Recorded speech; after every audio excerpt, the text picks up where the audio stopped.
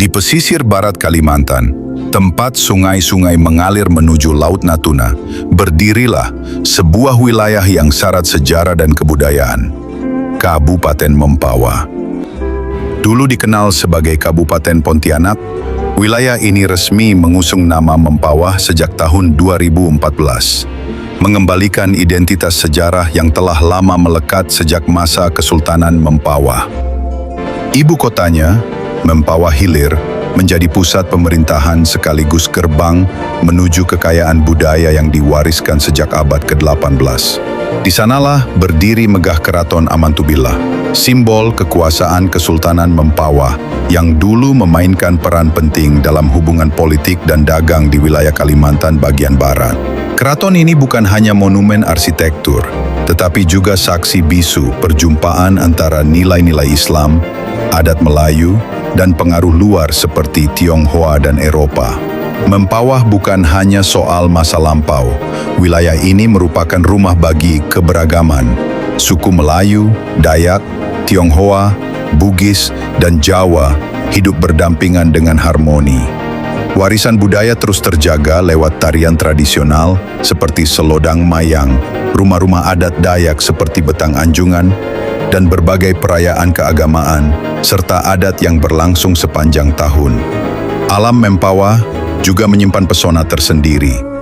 Air terjun Sambora di Kecamatan Toho mengalir jernih melalui 7 tingkatan, menyuguhkan keindahan alami yang jarang tersentuh.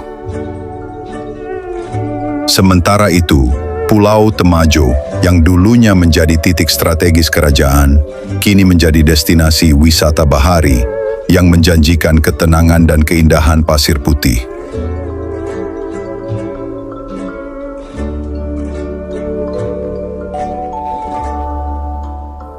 Tak kalah menarik, hadirnya Mempawah Mangrove Park menjadi bukti upaya pelestarian lingkungan dan pengembangan wisata edukatif.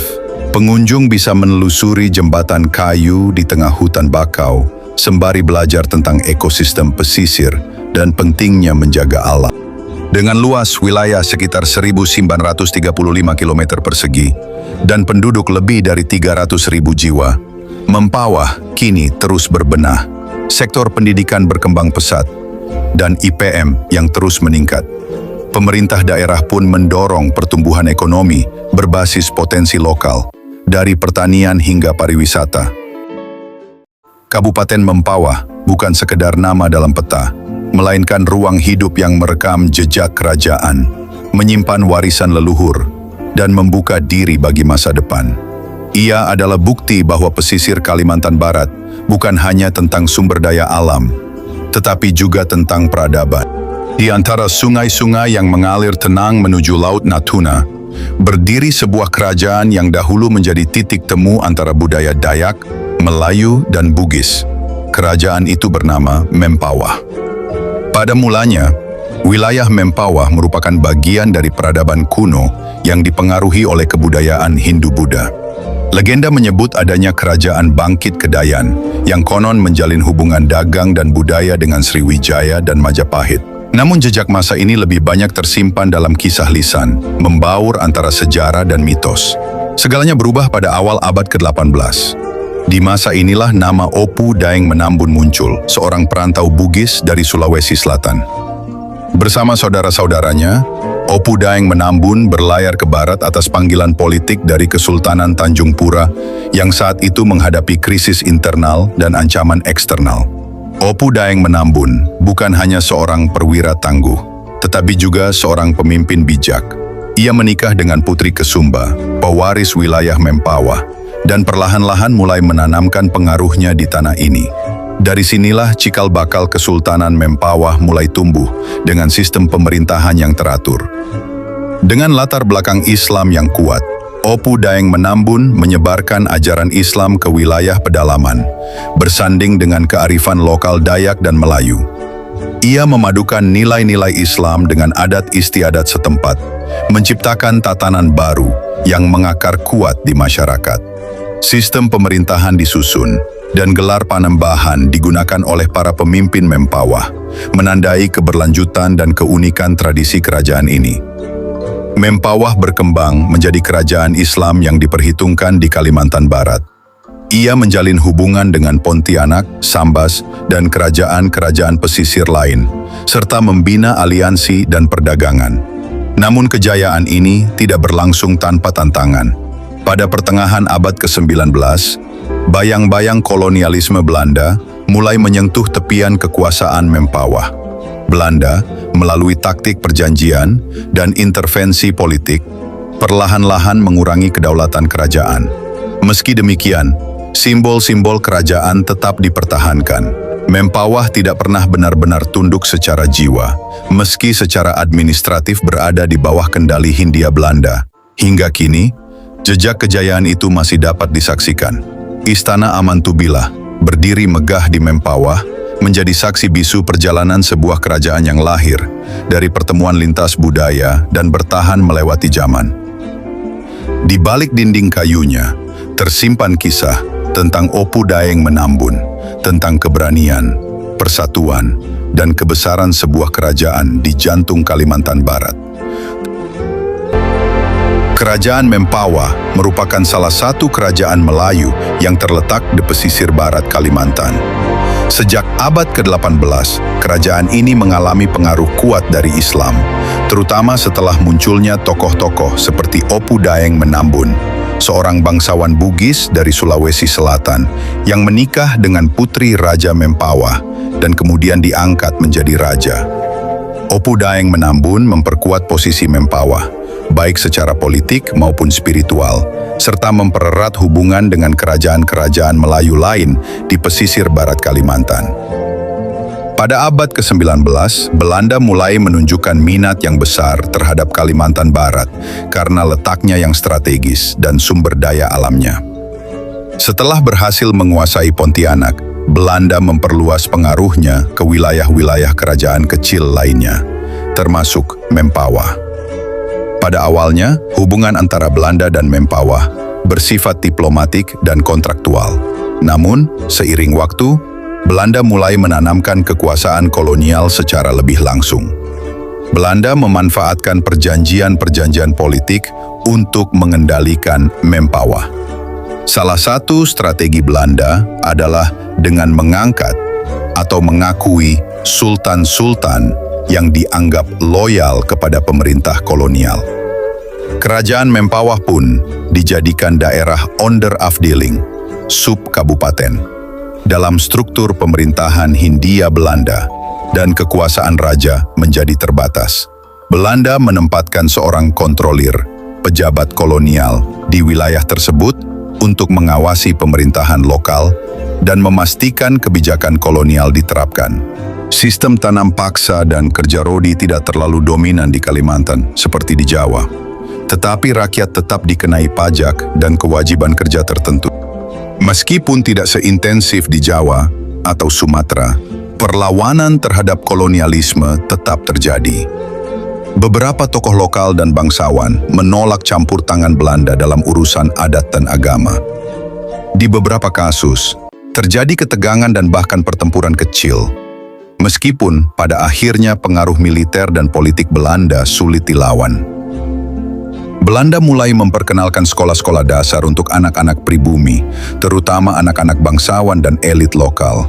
Namun, akses terhadap pendidikan tetap terbatas, dan pendidikan lebih diarahkan untuk mencetak pegawai rendahan bagi administrasi kolonial. Kebijakan kolonial juga membawa perubahan sosial dan budaya, terutama melalui masuknya sistem hukum barat, pajak tanah, dan perubahan struktur pemerintahan. Namun, budaya lokal Mempawah tetap hidup melalui adat istiadat, bahasa Melayu, dan Islam sebagai agama mayoritas. Kekuasaan Belanda di Mempawah berakhir ketika Jepang datang pada tahun 1942 dan menduduki seluruh wilayah Hindia Belanda. Ketika bala tentara Jepang mendarat di Kalimantan Barat pada tahun 1942, bayang-bayang kekuasaan kolonial yang selama berabad-abad bercokol di bumi Mempawah tiba-tiba lenyap. Belanda yang selama ini memegang kendali atas wilayah Kesultanan Mempawah dan sekitarnya takluk dalam hitungan minggu. Namun, kelegaan yang sempat terbersit di kalangan masyarakat lokal segera berubah menjadi kecemasan ketika wajah sejati pendudukan Jepang mulai terlihat. Di bawah panji kekaisaran, Jepang membawa serta rezim militer yang keras dan penuh kecurigaan. Di Mempawah, struktur kerajaan yang telah berakar selama ratusan tahun menjadi sasaran pertama. Jepang memandang para bangsawan Melayu sebagai ancaman potensial, terutama karena kedekatan mereka dengan pengaruh Belanda dan kekuatan sosial politik yang mereka miliki. Satu demi satu, tokoh-tokoh kerajaan, cendekiawan, dan pemimpin adat ditangkap. Sebagian besar tak pernah kembali. Catatan-catatan kelam menyebut adanya eksekusi massal, penghilangan paksa, dan pembersihan sistematis terhadap elit lokal. Ini adalah luka sejarah yang masih membekas dalam ingatan kolektif masyarakat Mempawah. Di sisi lain, komunitas Tionghoa juga tidak luput dari kekerasan. Bagi Jepang, etnis Tionghoa diidentikan dengan perlawanan karena hubungan historis dan emosional mereka dengan tanah leluhur di Tiongkok yang saat itu sedang memerangi Jepang dalam Perang Tiongkok-Jepang Kedua. Ancaman, penangkapan, dan penyitaan harta benda mewarnai kehidupan mereka selama masa pendudukan. Namun, penderitaan tak berhenti di situ. Jepang memberlakukan sistem kerja paksa yang dikenal sebagai Romusha di seluruh Kalimantan. Dari desa-desa di pedalaman hingga pesisir Sungai Mempawah, para pemuda dikerahkan secara paksa untuk membangun jalan, jembatan, dan pangkalan militer yang digunakan untuk mendukung kepentingan perang Jepang di Asia Tenggara. Banyak dari mereka yang berangkat tak pernah kembali. Di tengah kekurangan pangan, penyakit, dan perlakuan tidak manusiawi, masyarakat Mempawah terjerumus dalam krisis kemanusiaan. Kehidupan sehari-hari pun berubah drastis. Sistem ekonomi dirombak total, diarahkan hanya untuk memenuhi kebutuhan militer Jepang. Bahan makanan disita, harga-harga melambung, dan uang Jepang, yang dikenal sebagai uang daun pisang, merajalela tanpa kendali. Pendidikan disesuaikan dengan propaganda Jepang. Bahasa Jepang mulai diajarkan di sekolah-sekolah, sementara simbol-simbol kebudayaan lokal dikendalikan dengan ketat. Jepang menggaungkan semboyan Asia Timur Raya dan Asia untuk Asia. Tetapi kenyataan di lapangan menunjukkan dominasi dan penindasan yang nyata. Menjelang pertengahan tahun 1940 situasi berbalik. Jepang mulai kehilangan kendali setelah kekalahan demi kekalahan di medan perang Pasifik. Kabar kekalahan Jepang dan proklamasi kemerdekaan Indonesia pada 17 Agustus 1945 memang lambat sampai ke Mempawah, tetapi semangat rakyat untuk bangkit mulai menyala. Para pemuda yang sebelumnya ditekan mulai menyusun langkah untuk menyambut perubahan. Di tengah kehancuran yang ditinggalkan Jepang, lahirlah harapan baru akan tanah air yang merdeka. Masa pendudukan Jepang di Mempawah bukan sekadar babak singkat dalam sejarah, melainkan sebuah periode kelam yang membentuk kesadaran sejarah masyarakatnya. Dari reruntuhan istana, dari liang-liang tak bertanda tempat para tokoh adat gugur, hingga ingatan akan kerja paksa dan kelaparan, semua menjadi bagian dari perjalanan panjang Mempawah menuju kemerdekaan dan martabat bangsa. Salah satu bukti nyata kekejaman tentara Jepang selama masa pendudukan di Kalimantan Barat adalah Tugu Juang Mandor, sebuah monumen peringatan yang terletak di Dusun Mandor, Desa Mandor, Kecamatan Mandor, Kabupaten Landak, Kalimantan Barat. Berjarak sekitar 88 km dari kota Pontianak. Tugu ini berdiri sebagai saksi bisu atas tragedi kemanusiaan yang dikenal dengan sebutan peristiwa Mandor berdarah. Tugu ini bukan sekadar penanda sejarah, tetapi juga menjadi tempat ziarah dan penghormatan bagi masyarakat terhadap para pahlawan dan korban yang gugur akibat kekejaman tentara Jepang. Di balik kemegahan monumentalnya, tersimpan kisah pilu pembantaian besar-besaran yang terjadi antara tahun 1943 hingga 1944. Peristiwa ini merenggut nyawa sedikitnya 21.037 jiwa yang berasal dari berbagai kalangan, mulai dari kaum feodal, cendekiawan, politikus, tokoh agama, hingga rakyat jelata. Pembantaian yang dilakukan tentara Jepang, khususnya oleh aparat militer seperti Kempeitai dan Tokeitai, berlangsung dengan metode penyiksaan yang kejam dan tidak manusiawi. Salah satu metode yang terkenal adalah terapi air, yaitu memasukkan air ke dalam mulut para tahanan melalui selang secara paksa, serta penyungkupan kepala hingga kehabisan napas. Banyak di antara para korban yang kemudian dieksekusi dengan cara yang mengerikan. Leher mereka dipenggal hidup-hidup menggunakan pedang katana, setelah terlebih dahulu ditutup kain. Di sekitar lokasi pemancungan, hingga kini masih ditemukan sisa-sisa katana yang rusak dan patah sebagai bukti bisu atas tragedi tersebut. Makam Juang Mandor yang menjadi bagian dari kompleks monumen ini terdiri dari 10 makam utama. Makam nomor 1 hingga 9 merupakan tempat persemayaman para korban dari kalangan masyarakat umum berbagai etnis di Kalimantan Barat. Sementara makam ke-10 secara khusus diperuntukkan bagi para raja dan tokoh berpengaruh yang menjadi sasaran utama pembantaian. Kawasan makam ini juga dilengkapi dinding beton berlapis marmer yang dihiasi relief dramatis, menggambarkan adegan penyiksaan oleh tentara Jepang terhadap penduduk setempat. Yang paling menyayat hati adalah keberadaan lapangan terbuka di dalam kompleks makam.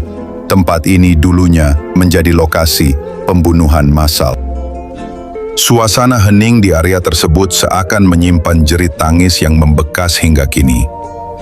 Peristiwa Mandor berdarah mencapai puncaknya pada 28 Juni 1944. Untuk mengenang tragedi kelam ini dan menghormati para korban, pemerintah Provinsi Kalimantan Barat menetapkan tanggal tersebut sebagai Hari Berkabung Daerah melalui Peraturan Daerah Nomor 5 Tahun 2007.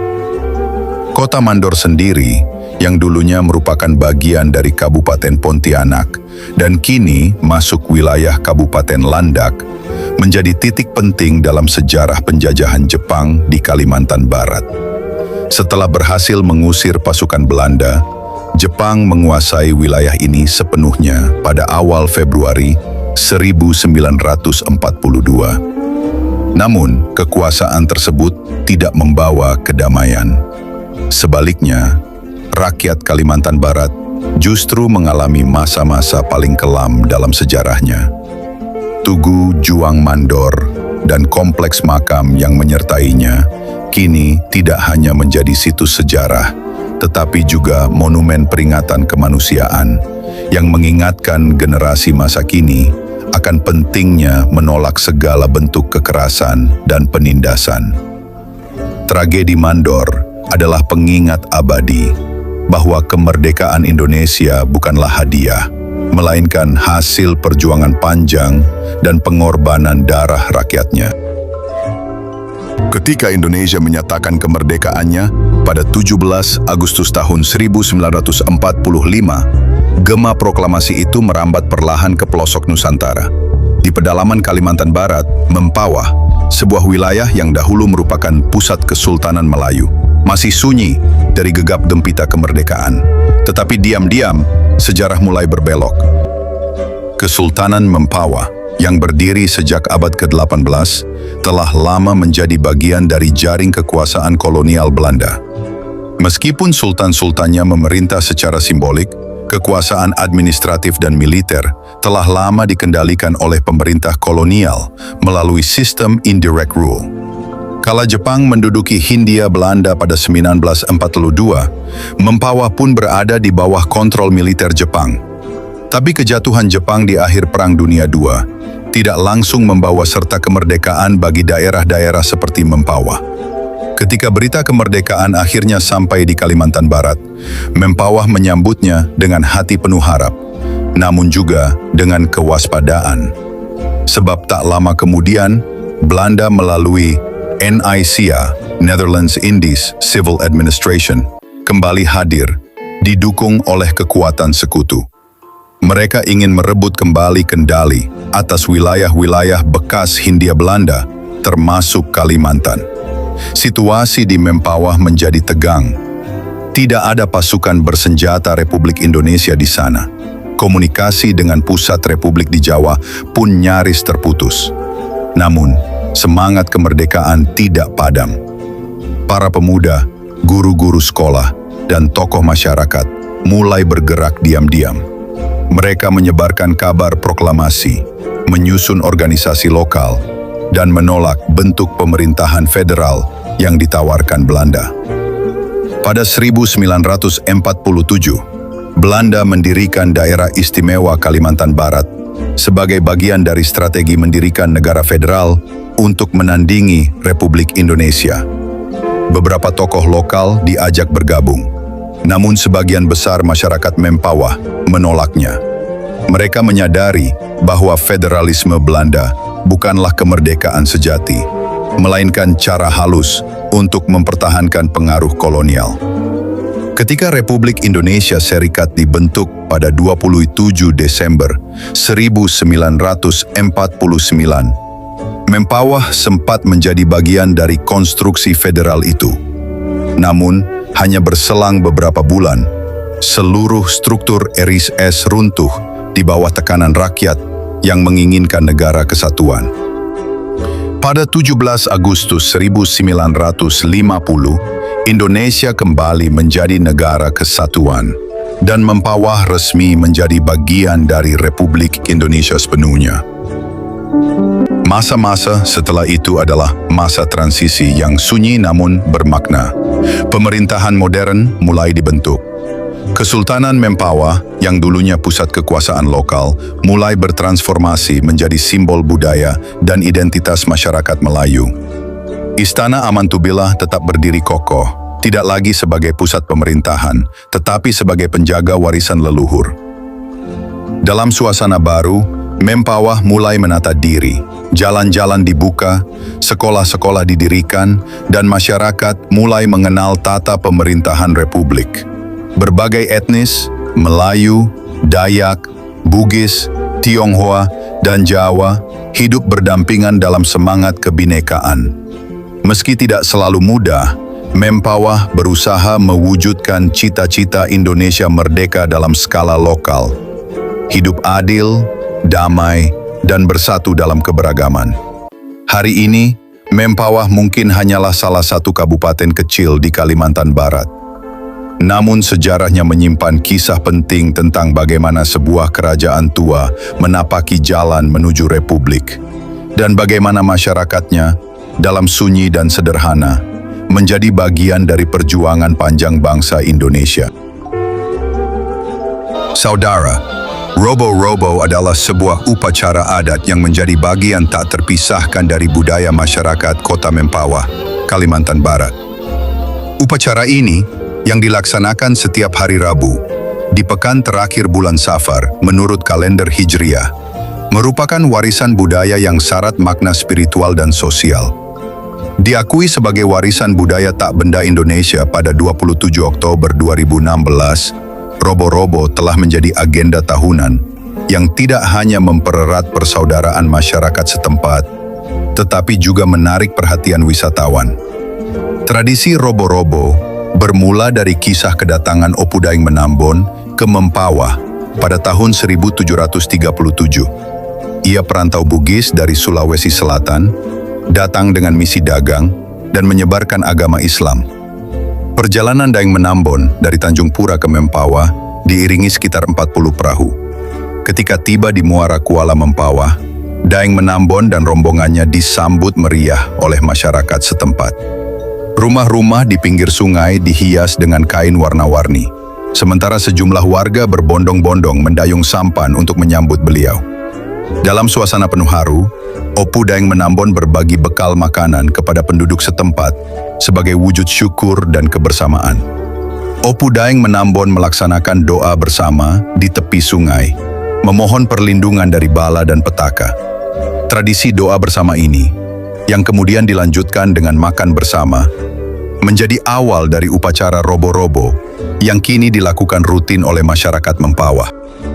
Rangkaian acara robo-robo mencerminkan perpaduan antara tradisi kerajaan, nilai-nilai spiritual, dan semangat gotong royong masyarakat.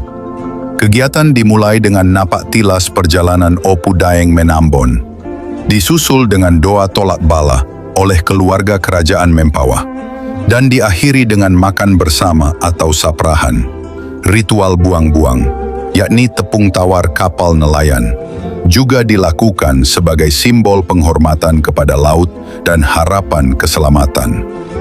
Bagi masyarakat umum, perayaan robo-robo diwujudkan melalui doa tolak bala yang diikuti makan bersama di luar rumah. Tradisi ini tidak hanya mempererat tali persaudaraan, tetapi juga menjadi momen berbagi tanpa memandang status sosial. Ketupat dan hidangan khas lainnya sering dihidangkan, mirip suasana hari raya. Selain prosesi adat, robo-robo juga dimeriahkan dengan berbagai hiburan tradisional seperti tarian jepin, tundang, pantun berdendang, lomba perahu bidar, dan pagelaran seni budaya Melayu. Acara berlangsung selama beberapa hari, dimulai dari ritual seremonial hingga hiburan rakyat, lomba, dan pasar malam yang biasanya berlangsung hingga 1 bulan. Selain ritual inti, perayaan robo-robo juga menjadi momen memperingati wafatnya Opu Daeng Menambon dan Habib Hussein Al-Qadri. Kegiatan seperti haul dan kirab budaya menambah hikmat upacara ini.